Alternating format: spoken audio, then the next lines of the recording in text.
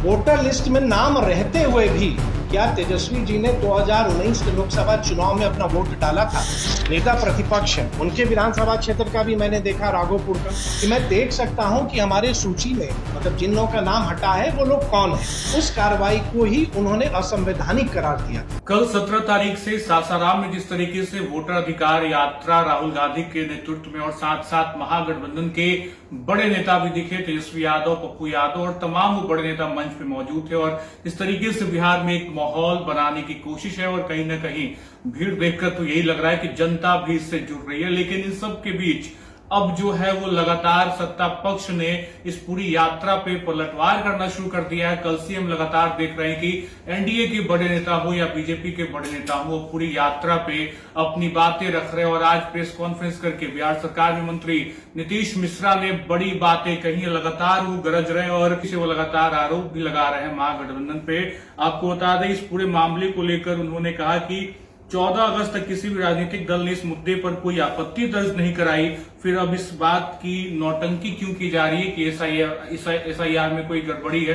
तो बड़ी बात है कहीं ना कहीं जिस तरीके से लगातार सत्ता पक्ष पे विपक्ष हमला कर रहा है और ऐसे में सत्ता पक्ष अब लगातार अपनी प्रेस कॉन्फ्रेंस करके बड़ा पलटवार कर रहा है। आपको बता दें, नीतीश मिश्रा ने कहा महागठबंधन के नेताओं को खुद ये नहीं पता कि वे जिन यात्राओं पे निकले हैं उनका उद्देश्य क्या है, ये सिर्फ जनता को असल मुद्दों से भटकाने की कोशिश कर रहे हैं। तो बड़ा पलटवार नीतीश मिश्रा की तरफ से बिहार सरकार में मंत्री हैं, सुनिए क्या कुछ कह रहे हैं इस पूरे प्रकरण को लेके। एसआईआर की जो प्रक्रिया चल रही है और उस पे जो महागठबंधन के नेतागण जिस हिसाब से लोगों को दिग्भ्रमित करने का प्रयास कर रहे हैं और जो यात्राएं निकाल रहे हैं लोगों को सिर्फ एक तरह से भ्रम फैलाने की दृष्टि से, उस पर कुछ फैक्ट्स आपके सामने साझा करने का प्रयास मैं कर रहा हूँ। मेरे हाथ में एक पत्र है चुनाव आयोग का और ये उनके साइट से निकाली गई है जो 1 अगस्त से 14 अगस्त तक का डेटा है और ये फिर अभी निकालेंगे। आज हम लोग जैसे 18 तारीख है तो पुनः आएगा कि ये चुनाव की जो प्रक्रिया, जो वोटर लिस्ट का जो रिवीजन का प्रक्रिया है, क्योंकि हम खुद चुनाव लड़ते हैं, 6 चुनाव मैं लड़ा हूँ विधानसभा का, तो चुनाव की जो प्रक्रिया है मैं उससे वाकिफ हूँ, मैं उसको मैं समझता हूँ।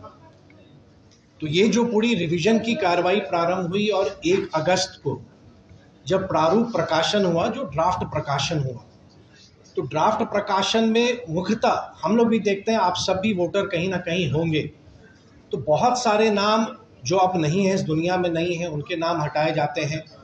बहुत लोग जो अब उस गांव से निकल के कहीं परमानेंटली चले गए हैं या किसी ने उस विधानसभा से अपना नाम हटा के किसी और विधानसभा में जोड़ लिया है, तो ये एक नॉर्मल प्रोसेस है जो हमेशा होता है। इस बार विशेष किया जाता है और ये नई बात नहीं, आप सब जानते हैं, उस पर मैं नहीं कहूँगा कि लगातार ये चुनाव आयोग एक संवैधानिक बॉडी है और आज ही से नहीं, मतलब जब से हम देश हमारा आज़ाद हुआ है, संविधान को हमने अडॉप्ट किया है, तब से चुनाव आयोग देश में चुनाव कराता आ रहा है और चुनाव आयोग की निष्पक्षता या चुनाव आयोग के परफॉर्मेंस को पूरी दुनिया स्वीकारता है कि भारत का चुनाव आयोग बढ़िया काम करता है। ये जो डेटा मैंने जिसका जिक्र किया, प्रक्रिया में आप समझते होंगे, जैसे अभी ड्राफ्ट प्रकाशन निकला तो फर्ज करें कि आपका नाम नहीं है या मेरा नाम कट गया है, तो आपके पास मौका है कि आप, कोई भी राजनीतिक दल है वो अपने बीएलओ बनाते हैं और हमारे बीएलए हर एक बूथ पर होते हैं और ये सभी राजनीतिक दल अपने अपने बीएलए को अपॉइंट करते हैं। बीएलओ होते हैं जो सरकार की ओर से होते हैं, जो शिक्षक होते हैं, और बीएलए होते हैं जो राजनीतिक दल के द्वारा नियुक्त किए जाते हैं।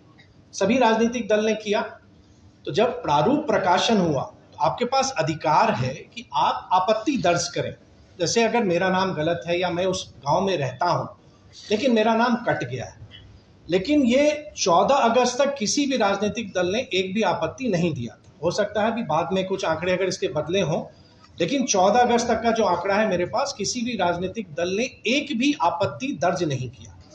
तो आप जब यात्राएं निकालते हैं, लेकिन साथ ही साथ आप ये भूल रहे हैं कि अभी जो चुनाव आयोग के प्रावधान है, उस प्रावधान का एक्सरसाइज आपको करना चाहिए।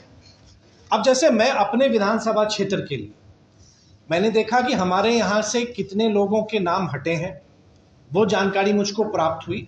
हमने अपने सभी साथियों को, जो हमारे BLA 2 हैं, उनको हमने कहा कि आप देख लीजिए, और सूची चुनाव आयोग आज देखेंगे, अखबारों में भी सूचना प्रकाशित है, उनके सोशल मीडिया प्लेटफॉर्म पर प्रकाशित है, मामला सर्वोच्च न्यायालय में भी है, और सर्वोच्च न्यायालय के निर्देश के बाद आज सभी नाम जो इस प्रारूप प्रकाशन में नहीं है वो वेबसाइट पर भी उपलब्ध है।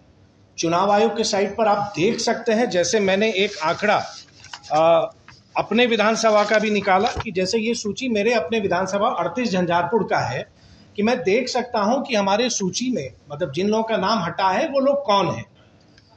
तो एक प्रक्रिया है, चुनाव आयोग चुनाव कराता है, तो एक राजनीतिक दल का दायित्व बनता है, कर्तव्य बनता है कि जो प्रावधान है उसके तहत अगर हम जाके ऑब्जेक्शन दे सकते हैं, या जैसे फॉर्म 6 हम भरते हैं तो फॉर्म 6 हम भर सकते हैं।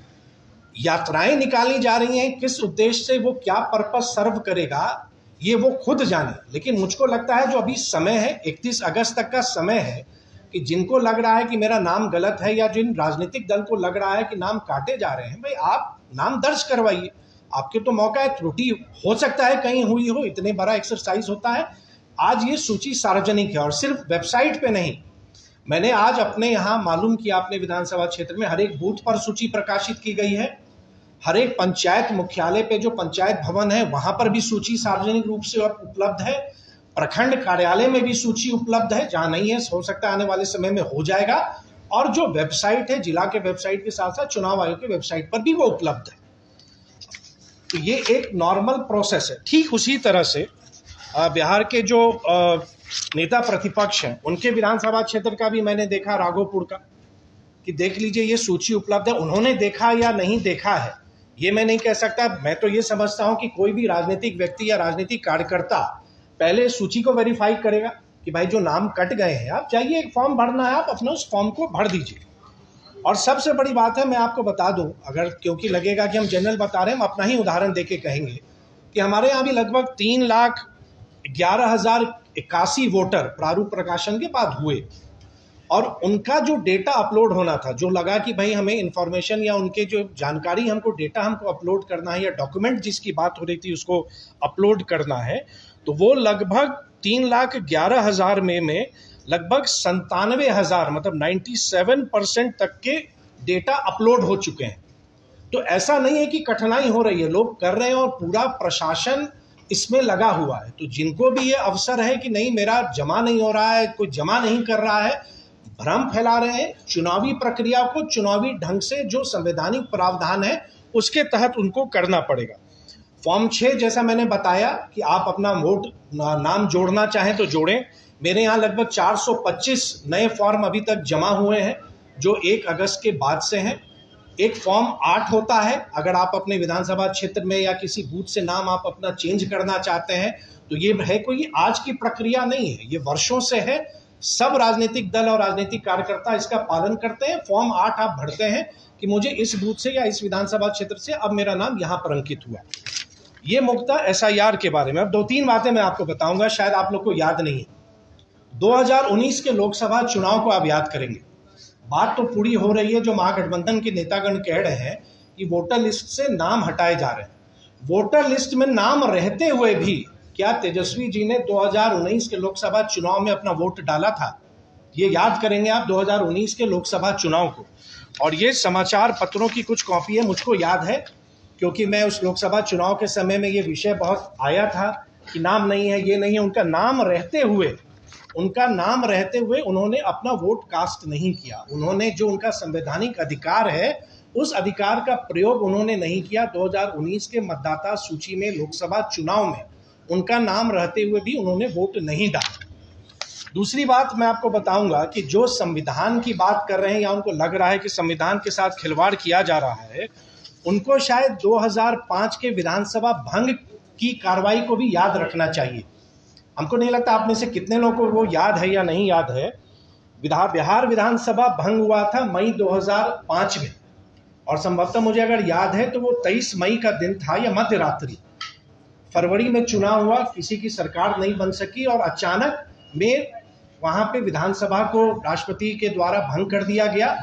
उस समय जो रिपोर्ट गया कि नहीं सरकार नहीं बन सकती, जबकि बिहार में एक सरकार बनने की संभावना हो गई थी। फिर ये विषय सर्वोच्च न्यायालय गया, सर्वोच्च न्यायालय का भी जजमेंट है मेरे पास। सर्वोच्च न्यायालय का जजमेंट है जिसने सुप्रीम कोर्ट ने बिहार विधानसभा को भंग होना असंवैधानिक करार दिया था, लेकिन उस समय क्योंकि चुनावी प्रक्रिया अक्टूबर नवंबर में बहुत आगे बढ़ चुकी थी, लेकिन माननीय सर्वोच्च न्यायालय द्वारा जो पूरे बिहार में जो विधानसभा भंग की कार्रवाई की गई थी, उस कार्रवाई को ही उन्होंने असंवैधानिक करार दिया था।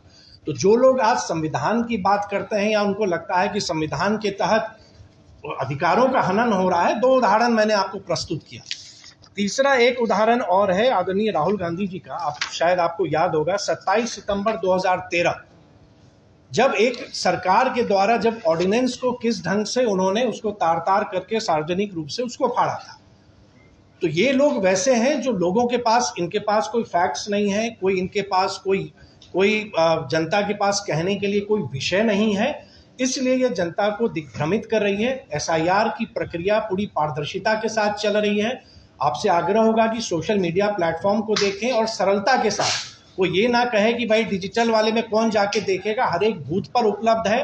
राजनीतिक कार्यकर्ता इसको लगातार देख सकते हैं, आपत्ति दर्ज कर सकते हैं, जो चुनाव आयोग के द्वारा प्रावधान है। मुख्यतः ये विषय आपके सामने मुझको लाना था कि ये यात्राएं जो निकाल रहे हैं राहुल गांधी जी या तेजस्वी यादव जी, जनता को सिर्फ विषय से बल भटकाने के लिए या जनता में एक भ्रम पैदा करने के लिए, जबकि मेरे समझ से उनको जो प्रावधान है उन प्रावधानों के तहत वोटर लिस्ट में अगर कहीं कोई कमी हो रही है तो राजनीतिक कार्यकर्ताओं को जो भी रिटर्निंग ऑफिसर हैं उनके सामने दस्तावेज जमा करने चाहिए। नहीं, जैसे मैंने अपने विधानसभा में, मैं आपको मैं अपने ही विधानसभा का बताऊंगा, मैं जनरल क्यों बताऊं।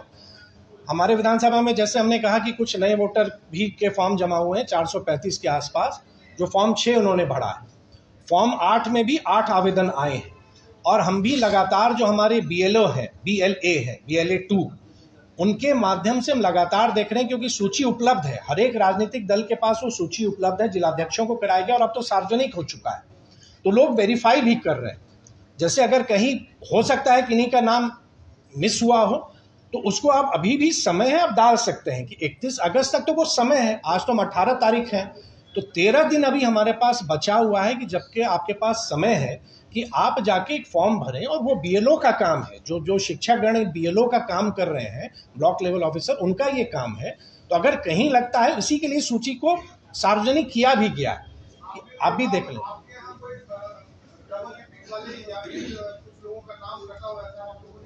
नहीं, मेरे विधानसभा क्षेत्र में देखिए 3-4 श्रेणी है जिसमें नाम हटाए गए। तो जहाँ तक मुझको लगता है, जहाँ तक मुझे याद है, हमारे विधानसभा में लगभग 7,600 के आसपास ऐसे नाम हैं जो अब इस दुनिया में नहीं है। अब लेकिन अगर वो व्यक्ति है तो सबों का ये दायित्व तो बनता है कि आप फॉर्म भर दीजिए।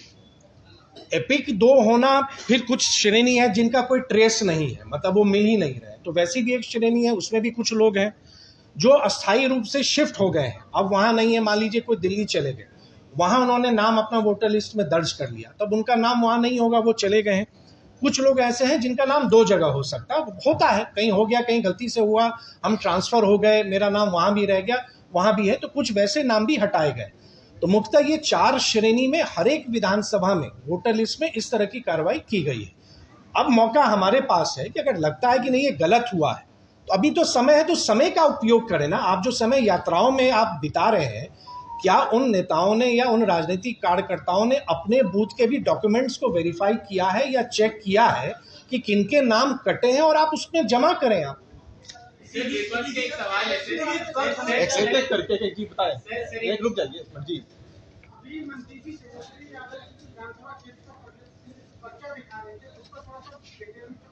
नहीं, डिटेल अब उनका क्षेत्र वो जाने। मैंने कहा कि नहीं, मैंने सिर्फ ये नहीं, अरे वही मैं बता रहा हूँ, मैंने उन वेबसाइट से निकाला है कि ये सूची अवेलेबल है। मतलब पहला काम होगा ना, जैसे मैं अभी अपने क्षेत्र का प्रतिनिधित्व करता हूँ, अगर मैं चुनाव लड़ना चाहता हूँ या मैं राजनीतिक कार्य करता हूँ, तो मेरा पहला काम क्या होगा? मेरा पहला काम होगा कि पहले तो अपना नाम देख लीजिए कि मेरा नाम है या नहीं। मैंने तो देख लिया, सब है, मैंने डॉक्यूमेंट्स देने हैं, मैंने दे लिया। अब आपके पास मौका है, जब ये सूची उपलब्ध है, तो तेजस्वी जी से जब वो कह रहे हैं तो आप अपने विधानसभा क्षेत्र का भी तो कुछ आपत्ति दर्ज कराइए ना, कुछ फॉर्म तो भरवाइए। आप फॉर्म ही नहीं भरवा पा रहे हैं, आप सिर्फ यात्रा निकाल रहे हैं, तो यात्रा आपका पर्पस सर्व नहीं करेगा ना। चुनाव आयोग तो संवैधानिक प्राविधानों के तहत काम करती है।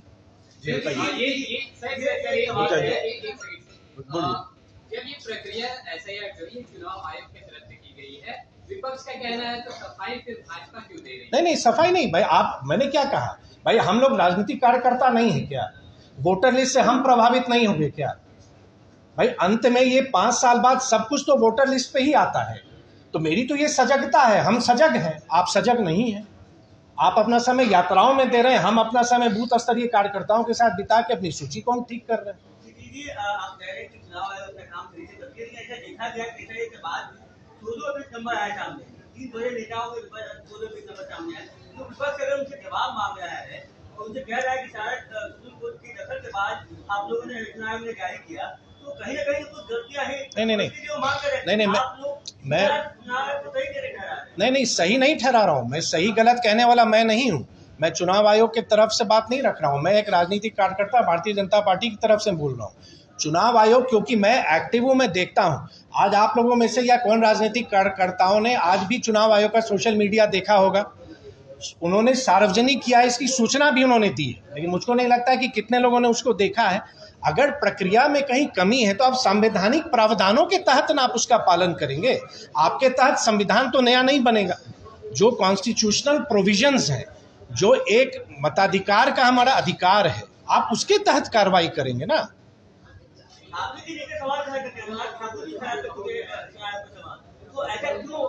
नहीं भाई, चुनाव आयोग का मैं प्रवक्ता नहीं ना हूँ, ये चुनाव आयोग का विषय क्यों मुझसे, मैंने जो विषय रखा है उस पर बात करें। मैं चुनाव आयोग का ये पीसी नहीं ना है। चुनाव आयोग ने कल प्रेस वार्ता करके सारी बात कही है। चुनाव आयोग की प्रेस वार्ता तो आपने नीतीश मिश्रा को सुना, बिहार सरकार में मंत्री हैं, वो लगातार सत्ता पक्ष की तरफ से अपनी बात रखते नजर आए और महागठबंधन जिस तरीके से वोटर अधिकार यात्रा को लेकर एक नया मुहिम छेड़ चुका है, उसको लेकर उन्होंने कहा कि सिर्फ भ्रम फैलाने की कोशिश है। जब तारीख दी गई थी कि आप अपनी आपत्ति दर्ज कराएं, तब तक कोई विपक्ष का नेता नहीं आया और अब यात्रा करके क्या मतलब है। तो कुल मिलाकर एक बड़ा हमला है पूरी यात्रा पे और आगे देखना होगा ये यात्रा जब समाप्ति की तरफ होगी तो किस तरीके से इस यात्रा की पूरी रूपरेखा निकलकर सामने आती है। फिलहाल इस वीडियो में इतना ही। आप बन रहे हैं लक्ष्य के साथ। बहुत बहुत